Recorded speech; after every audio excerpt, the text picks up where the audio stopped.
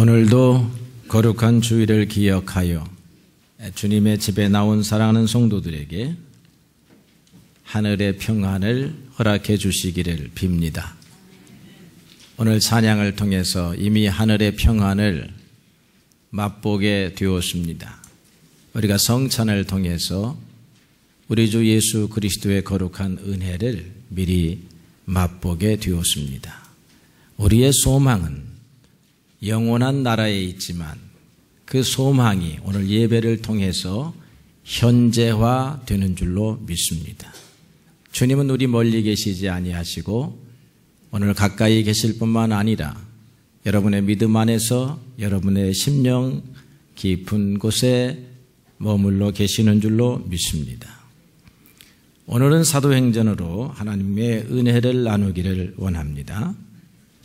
마태, 마가, 누가, 요한 복음은 하나님께서 약속하신 메시아가 언젠가는 이 땅에 오실 것이다 라고 하는 구약의 예언이 성취되어서 이 세상의 구세주가 오셔서 이런 역사적인 걸음으로 백성들을 돌보셨더라 라고 하는 것을 증거하였다라고 하면 오늘 이 사도행전은 어떻게 우리가 그 예수님을 믿고 따라갈 것인가 하는 것을 보여주는 책이라 할 것입니다. 그래서 예수님의 명령에 따라서 이 예수 복음을 전하려고 제자들과 주님의 일꾼들이 온 세상을 향하여 복음을 들고 나가는 모습이 사도행전에 그려져 있습니다. 지리적으로 보게 되면 예루살렘에서 시작한 주님의 복음이 온 유대와 사마리아와 그리고 땅끝까지 그 당시 이방 세계의 심장부인 로마에 이르기까지 거대한 선교의 역사가 그려지고 있는 책이 사도행전입니다. 인종적으로 보게 되면 유대인으로부터 시작을 해서 이방에 이르는 모든 족속이 하나님의 눈앞에 배제되는 족속이 하나도 없습니다. 여러분, 중국에 가도 소수민족이 50여 개라고 하고 러시아에 가도 소수민족이 많다고 하는데 우리는 때때로 저런 부족들이 있을까 생각하지만 하나님의 눈에는 우리 예수님의 구원의 대상에는 어떤 족속도 배제되지 아니하는 줄로 믿습니다. 그래서 유대인으로부터 시작을 해서 모든 이방인에게까지 예수는 구세주가 되신다라고 하는 이 복음이 전달되는 것이 사도행전에 보여주고 있는 내용이라 할 것입니다. 시간적으로는 태초에 계셨던 예수님이 종말에 이르기까지 영원토록 당신의 백성들과 함께 하시며 그들의 사역과 그들의 삶과 함께 하신다고 하는 사실을 사도행전이 보여주고 있습니다. 그래서 오늘 그리스도인들은 예수님을 온 우주의 주인으로, 온 인류의 주인으로, 시작부터 끝까지 유일하신 영원한 왕으로, 주인으로 섬기게 되고 믿게 되는 줄로 믿습니다. 사도행전은 크게 세 가지 이야기가 나타나는데요. 첫째는 왜 예수인가 하는 것이고, 두 번째로는 그러면 예수를 선택한 사람들은 어떻게 그리스도인 예수님에게 속한 사람들, 포도나무이신 예수님에게 어떻게 접붙임된 가지가 될 것인가 하는 것을 말하고 있고, 세 번째로는 예수 그리스도를 믿으면, 이 신앙을 가지면 도대체 무슨 일이 일어나는 것인가 하는 것을 보여주고 있습니다. 사도행전을 읽을 때에 이러한 세 가지 큰 줄기를 가지고 여러분들이 읽으시면 그때 역사하신 하나님의 거룩한 성령이 여러분의 삶에도 동일하게 역사하는 줄로 믿습니다. 왜 예수 그리스도인가?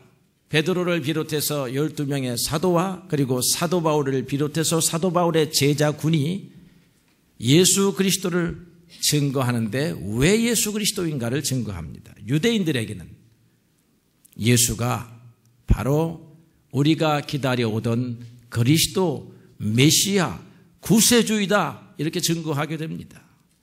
예수가 성경에 약속되신 분이다. 모세가 미리 말한 그 분이다.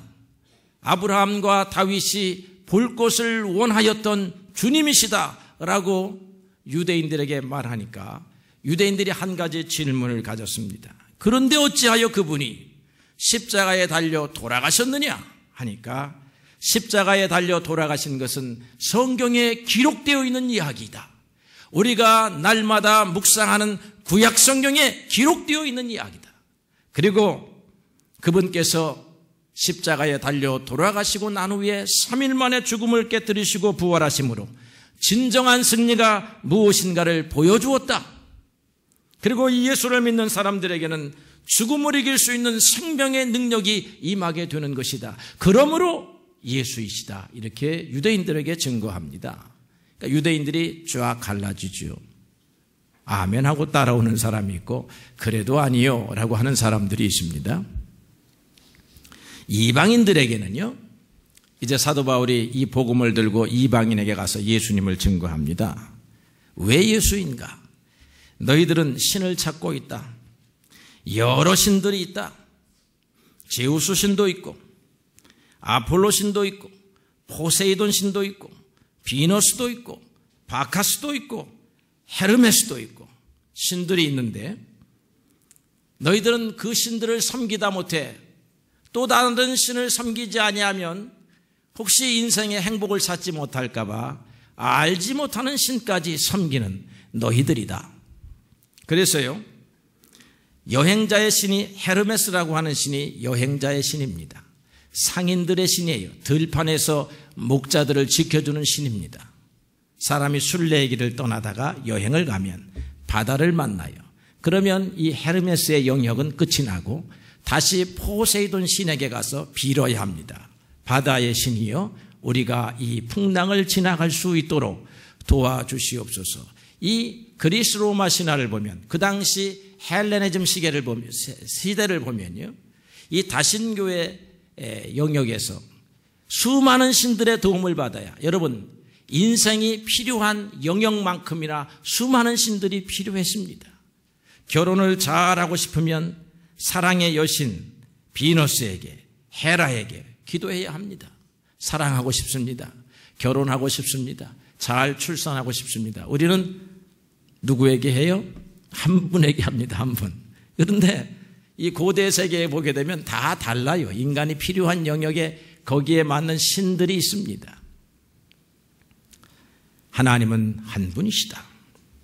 하늘도 하나님의 것이요, 태양도 하나님의 것이요, 달도 하나님의 것이요, 비도 하나님의 것이라. 들판에 목동을 지키는 이도 하나님이시라. 유일하신 하나님, 천지와 만물을 지으신 하나님의 것이다 라고 말하면서 이 하나님에게로 가는 길은 예수뿐이시다 이렇게 증거한 것입니다. 그래서 예수이다 이렇게 말하니까 또 갈라집니다. 아멘 하고 오는 사람이 있고 아니다 라고 하면서 다른 이방신들을 섬기는 사람들이 있지요. 이렇게 해서 교회가 성장해 갑니다. 그래서 이제 사람들이 교회에 들어오겠습니다. 예수님을 믿겠습니다 라고 하니까 어떻게 하면 예수를 믿게 되는가, 어떻게 하면 예수 믿는 공동체에 들어올 수 있는가 하는 것이 이제 그 다음 관건입니다. 그래서 사람들에게 그 복음을 전하고 그들을 받아들여서 예수 믿는 사람이 되게 했는데 오늘 여러분들도 그 과정을 거쳐서 오늘 여기에 앉아 있습니다. 사도행전 2장 38절에 보게 되면 너희가 회개하여 각각 예수 그리스도의 이름으로 세례를 받으라.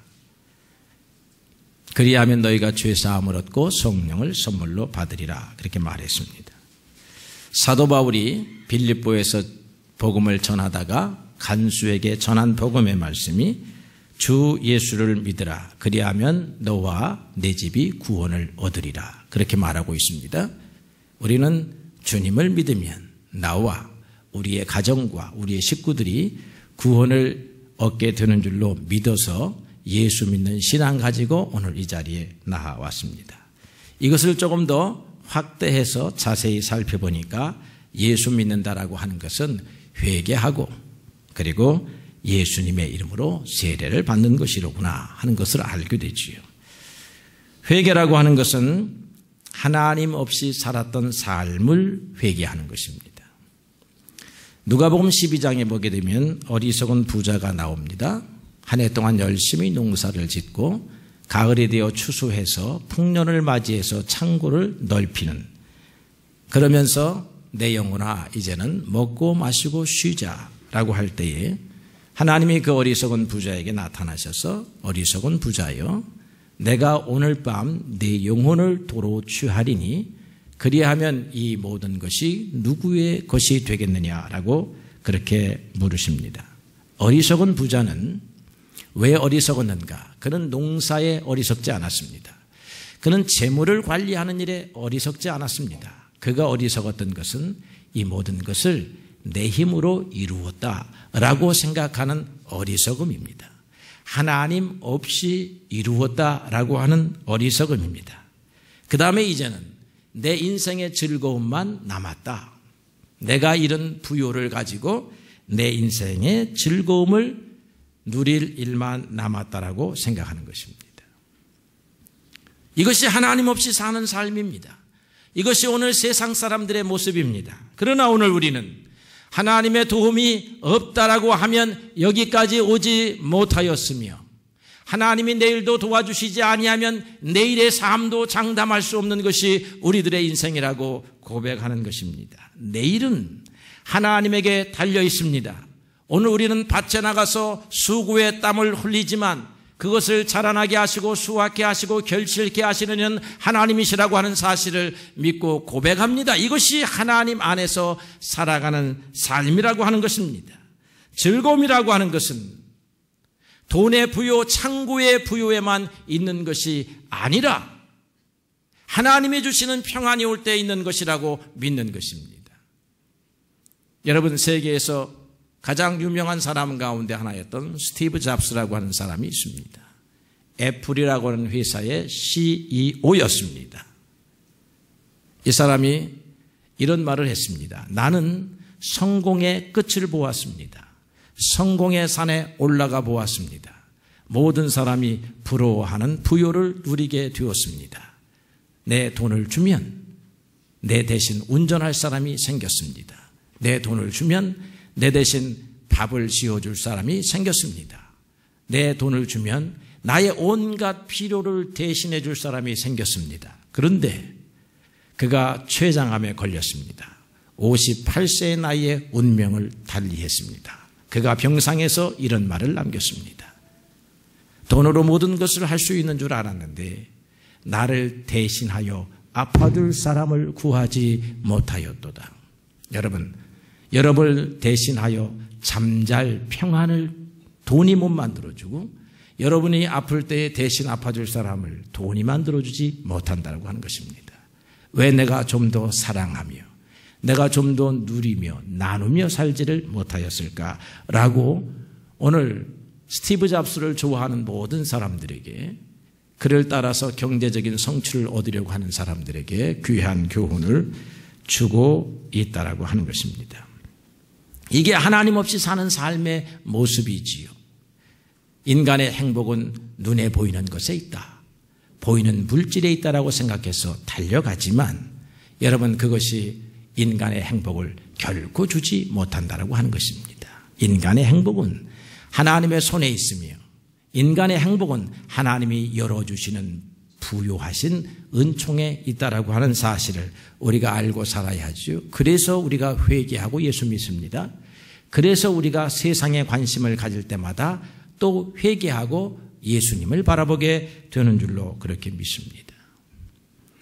이제 그 다음에 이제 베드로를 비롯해서 사도들이 회개하고 세례를 받는데 예수 그리스도의 이름으로 세례를 받으라고 말하고 있습니다. 다른 신의 이름으로 세례를 받지 말고 예수님의 이름으로 세례를 받고 예수님에게 속한 사람이 되라라고 하는 것입니다. 그래서 예수 이름으로 받는 세례는 예수님에게 속하였다. 예수님이 나의 구주이시다. 예수님만이 나의 왕이시다라고 하는 것을 고백하는 것입니다. 예수를 바라보는 믿음을 가지고 살아가게 되는 것이지요. 히브리서 12장 2절에 보니까 믿음의 주요 온전케 하시는 예수를 바라보자라고 말하고 있습니다. 여러분, 우리가 오늘 세례는 한 번 받았지만 오늘 우리가 이 세례가 우리의 삶 속에서 날마다 반복됩니다. 왜냐하면 예수님의 은혜로 세례를 받아야 돼요. 예수님을 바라볼 때마다 여러분 세례 받았을 때 오는 그 하나님의 거룩한 은혜와 보호하심과 성령의 역사가 세상을 바라보다가 다시 예수님을 바라볼 때에 주님으로부터 그와 같은 은혜가 오게 되는 줄로 믿습니다. 바디메오라고 하는 눈먼 소경이 있었습니다. 예수님이 지나가는 소리를 듣고 예수님을 향하여 소리를 지릅니다. 다윗의 자손 예수여 나를 불쌍히 여기소서. 여러분, 누구에게 이 청원을 드릴 수가 있겠습니까? 여러분, 나를 불쌍히 여기소서라고 하는 사실을 다른 신에게 드려서는 안 됩니다. 인간 영웅에게 드려서도 안 됩니다. 여러분들의 생사 여탈권을 가지고 있는 세상의 주인들에게 드려서도 안 됩니다. 오직 주님에게만 나를 불쌍히 여기소서 할 수 있고 그분만이 여러분을 진정하게 불쌍하게 여길 수 있는 분이라고 하는 것입니다. 예수 믿는다라고 하는 것은 이와 같은 것을 말하는 것입니다. 하나님 없이 예수님 없이 살았던 삶에서 돌아서서 우리를 불쌍히 여기시고 우리에게 은혜를 주실 수 있는 분은 오직 예수님이시다라고 하는 사실을 믿고 살아가는 삶이 믿음의 생활이요 신앙의 생활이요 사도행전이 보여주는 것이요 사도들이 전하고 증거한 것이요 바울이 전하고 증거한 복음이라고 하는 것입니다. 그럼 믿게 되면 어떤 일이 벌어지는가? 다시 한번 사도행전 2장 38절을 읽으면요. 너희가 회개하여 각각 예수 그리스도의 이름으로 세례를 받으면 죄사함을 얻고 성령을 선물로 받으리라 말씀하고 있습니다. 예수님을 믿으면 죄사함을 얻습니다. 예수님을 믿으면 성령을 선물로 받습니다. 이것은 개별적 사건인 것 같아 보여도 동시적 사건입니다. 뚝이 터지면 물이 바로 밀려 들어오듯이 죄악의 장벽이 무너지고 거치고 나면 은혜가 밀려 들어오는 것입니다. 이렇게 되면 죄의 지배를 받던 사람들이 은혜의 지배 아래 놓이게 되는 것입니다. 죄는 욕심과 관련이 있습니다. 욕심이 잉태하여 죄를 낳습니다. 사람이 욕심으로 살고 그리하여 죄짓고 살고 그러다가 그 운명이 사망이지만 은혜로 사는 사람들은 그 마음이 거룩한 욕심으로 살고 은혜로 살다가 구원에 이르게 되는 줄로 그렇게 믿습니다. 삭개오라고 하는 사람이 있습니다. 이 사람은 세리장이었습니다. 사람들에게 돈을 잘 거두어다가 나라에다 이렇게 바치게 되면 나라로부터 월급도 많이 받고 훈장도 많이 받고 진급도 되고 그리해서 부귀를 누리는 그런 사람이었습니다. 그가 예수님을 만났습니다. 그의 삶에 변화가 일어났습니다. 욕심으로 살았던 삶, 욕심 때문에 다른 사람의 생명을 개의치 아니했던 삶에서 바뀌어 가지고 자기의 것을 열어놓는 삶, 나누는 삶으로 바뀌게 되었으니 예수 믿게 되면 어떤 일이 벌어집니까? 사도행전에 보고 복음서에 보니까 눈먼 자가 눈을 뜹니다. 앉은 뱅이가 일어서게 됩니다.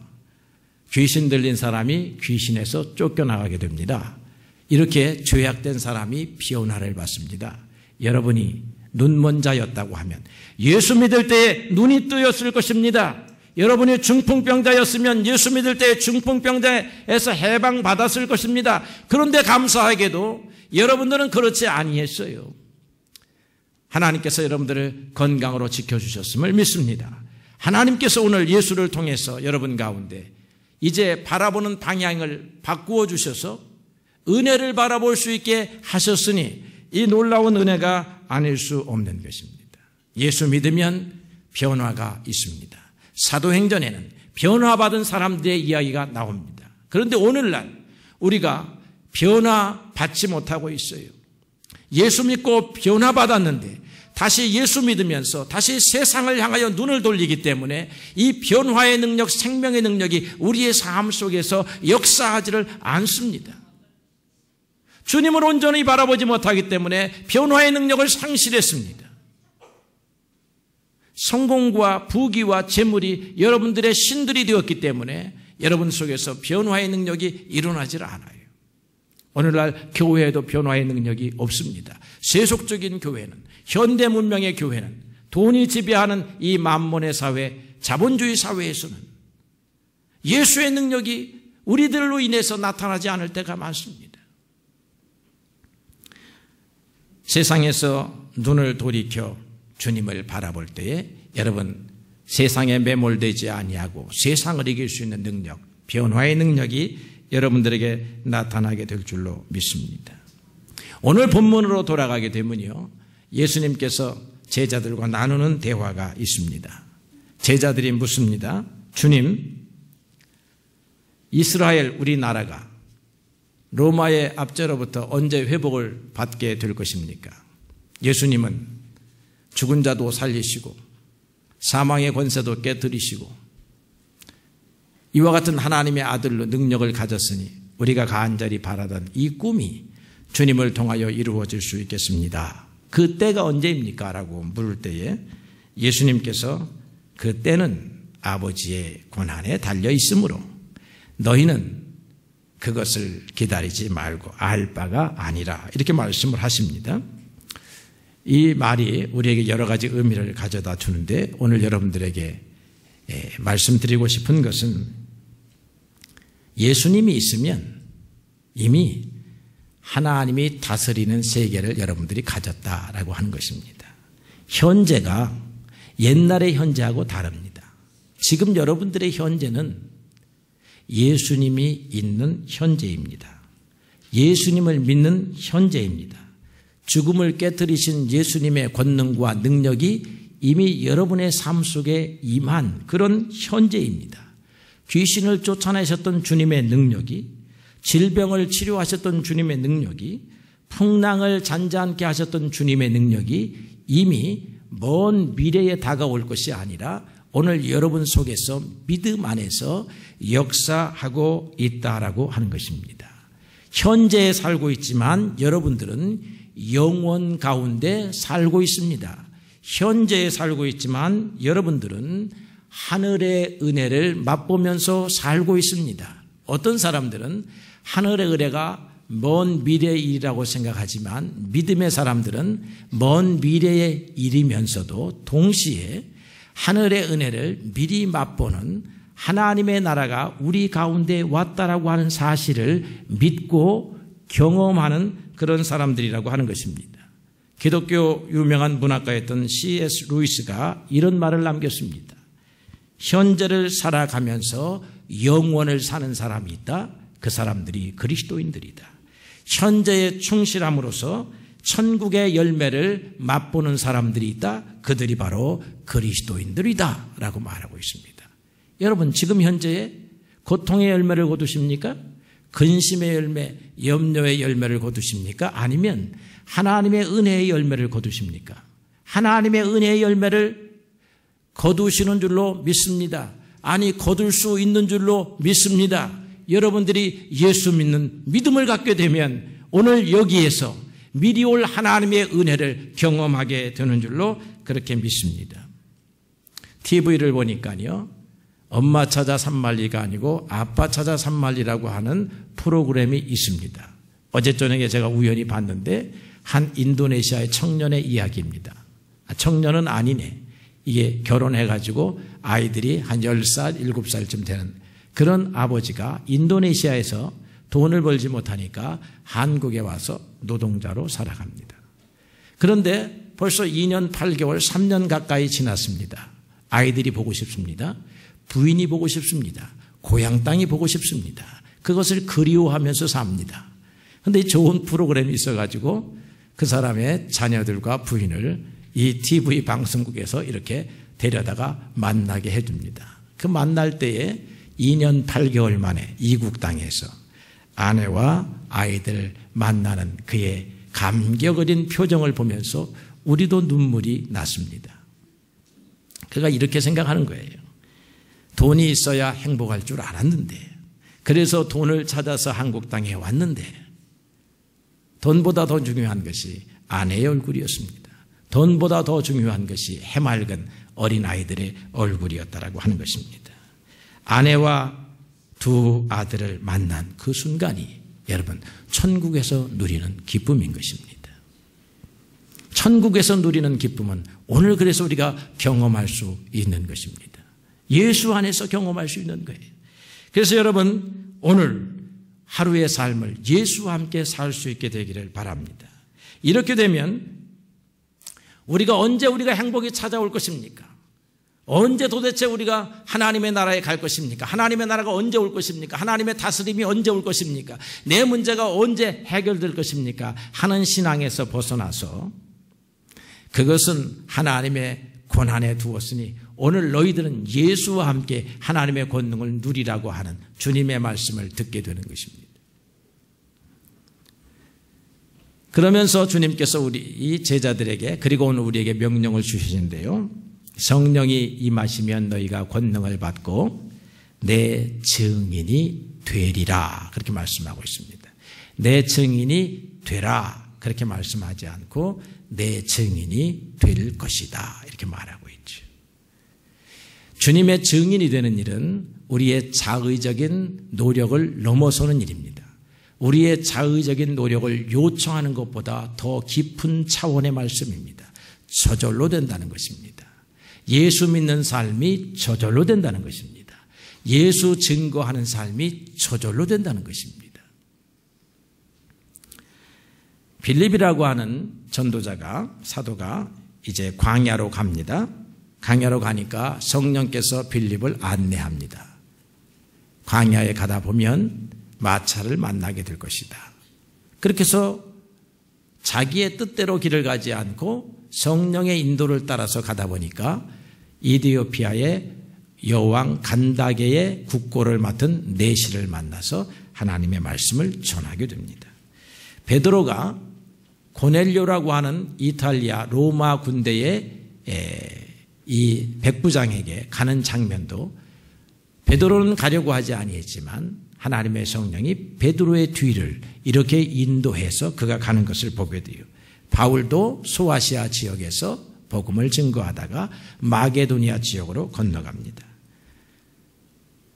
이 슈바이처보다 먼저 아프리카에 복음을 전하고 선교했던 리빙스턴 박사도 아프리카로 가는데 하나님의 인도를 따라갑니다. 인도를 따라가다가 그곳에서 삽니다. 매스컴이 발달되지 않던 시절입니다. 그래서 그 사람을 찾으러 이 영국에서 여러 사람이 파송이 됩니다. 겨우 사람을 찾았습니다. 수십 년의 세월이 흘렀습니다. 이제 리빙스턴이 열병의 폐렴에 걸려가지고 고국 땅으로 돌아가지 않냐면 치료받지 못하여 죽을 수밖에 없는 그런 상황을 만납니다. 고국에서 찾아간 사람들이 리빙스턴에게 말하기를 돌아갑시다. 돌아가면 영국이 있습니다. 영국에 가면 의료 시술을 받을 수 있습니다. 돌아갑시다. 그랬을 때에 리빙스턴은 고개를 젓습니다. 나는 저 원주민들과 아프리카 사람들과 여기에 있겠습니다. 저절로 되는 거예요. 하나님의 인도가 있어요. 그렇게 결정하고 나서 리빙스턴이 한 1년 후에 죽게 되는데요. 그의 유해가 영국으로 가서 웨스트민스터 사원에 이렇게 안착하게 된다라고 하는 것입니다. 복음 전하는 일이요 저절로 돼요. 여러분 오늘 복음 전하는 일이 저절로 됩니까? 여러분들 저절로 됩니까? 이웃들에게 예수 믿읍시다. 기도합시다. 기도하면 주님이 도와주십니다. 여러분 이렇게 증거하십니까? 이렇게 전하십니까? 그렇지 않다면 성령을 선물로 덜 받았습니다. 성령을 선물로 덜 받았다라고 하는 것은 여러분들의 관심이 세상에 더 많이 있다는 얘기입니다. 주님만을 온전히 바라보지 않다는 것입니다. 주님을 온전히 바라보게 되면 주님의 능력이 임하게 되고, 주님의 능력이 임하게 되면 여러분 저절로 증인이 됩니다. 저절로 성령의 열매를 맺습니다. 성령의 열매, 사랑과 희락과 화평과 오래 참음과 자비와 양선과 충성과 온유와 절제가 여러분의 삶의 성품이 됩니다. 이런 사람은 천사와 같은 사람이에요. 저절로 됩니다. 예수 믿으면 저절로 돼요. 여러분들을 보니까 성령이 충만한 사람들이요, 사랑과 희락과 화평이 충만한 사람처럼 보이게 됩니다. 여러분, 예수 믿으면 이와 같은 일이 저절로 일어나게 된다는 것입니다. 마틴 루터 킹이 우리에게 이런 말을 가르쳐 주었습니다. 누구나 위대한 사람이 될 수 있습니다. 왜냐하면 누구나 남에게 필요한 존재가 될 수 있기 때문입니다. 대학을 가고 학위를 따야만 남에게 필요한 존재가 되는 것은 아닙니다. 사랑할 줄 아는 가슴만 있으면 됩니다. 영혼을 사랑함으로써 그 영혼이 성장하기 때문입니다. 여러분, 성령의 사람은, 예수 믿는 사람은 위대한 사람들이에요. 왜 위대한 사람들인가 하면 삶의 방향이 바뀌었습니다. 나의 필요를 위하여 존재하는 사람이 아니라 다른 사람의 필요를 채워주는 사람이기 때문입니다. 그런 삶으로 바뀌면 주님께서 저절로 능력을 주시는 줄로 그렇게 믿습니다. 여러분, 예수 믿게 되면 성령의 능력으로 산다라고 하는 것이 사도행전의 교훈입니다. 사도행전 교훈대로 성령의 능력으로 살게 되면 현재를 영원으로 경험하게 되고, 여기서 천국의 삶을 맛보고 누리게 산다라고 하는 사실을 가르쳐 줍니다. 여러분, 그러므로 하나님에게 맞추어 살아야 합니다. 예수에게 맞추어 살아야 돼요. 개의 자녀가 아버지를 따라가면서 저절로 옆걸음을 배우는 것처럼 우리가 예수님을 바라보면 저절로 예수님과 같은 사람이 되는 것입니다. 예수님을 바라보면 예수님의 능력이 저절로 임하게 되는 것입니다. 예수님의 능력이 저절로 임하면 저절로 성령의 열매를 맺게 되는 것입니다. 여러분의 삶에 능력이 있게 되는 거예요. 그러면 사람들이 저절로 여러분 주변에 모여들게 되는 것입니다. 그러면 그들에게 여러분들이 예수의 증인이 되는 것입니다. 예수 믿는 능력을 경험하는 여러분 되시기를 바랍니다. 그 능력으로 여러분의 이웃들에게 필요한 사람 되기를 원합니다. 그 필요한 사람들을 통해서 하나님 앞에 영광을 돌리는 예수의 증인 되는 여러분들이 되시기를 주님의 이름으로 축원합니다.